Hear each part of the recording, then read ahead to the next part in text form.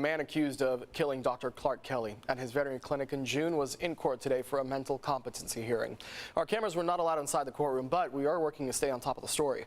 CBS 8's Brian White is in Rolando with more details about the man accused of this crime.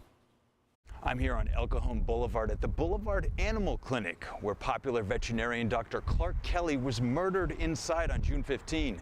Now, the man arrested for this crime was 37-year-old Patrick O'Brien, and before his court appearance today, he reached out to us with a phone call from the jail. I'm a very kind person. I've never been in trouble. I've never had any violent history, any violent crime in my life. Patrick O'Brien on the phone here from the San Diego County Jail, proclaiming his innocence. He was first arraigned in June and pleaded not guilty to charges including first-degree murder.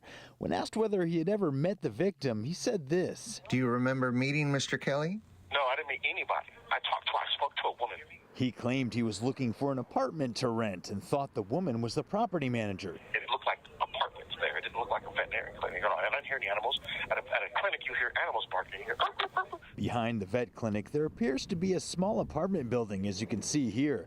When asked further whether he had ever met Dr. Kelly or entered the vet clinic, he described an encounter with somebody. I knocked on the door, and I remember hearing shuffling on the inside.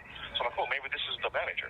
No one answered, so I started ringing the door again, the bell again. Ding, ding, ding, ding. And then from a distance, I heard, hey, you got to get out of here. You're not welcome here. I'm like, okay, well, that was rude. So I just turned and walked away back towards the gate. Police say 88-year-old Dr. Clark Kelly was physically attacked inside the clinic and suffered a serious head injury, which he later died from at a nearby hospital. According to police, they arrested O'Brien after a concerned citizen detained him behind the clinic. On that day, my leg was so swollen, I was barely able to walk.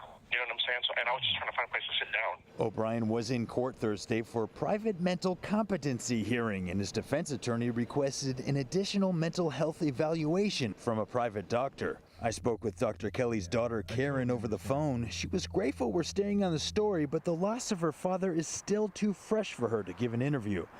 As for O'Brien, his sister told CBS 8 he had a normal life living up in Irvine with a wife and son up until about a year and a half ago when he began suffering from mental illness. He'll be due back in court on September 19th. I'm Brian White for CBS 8.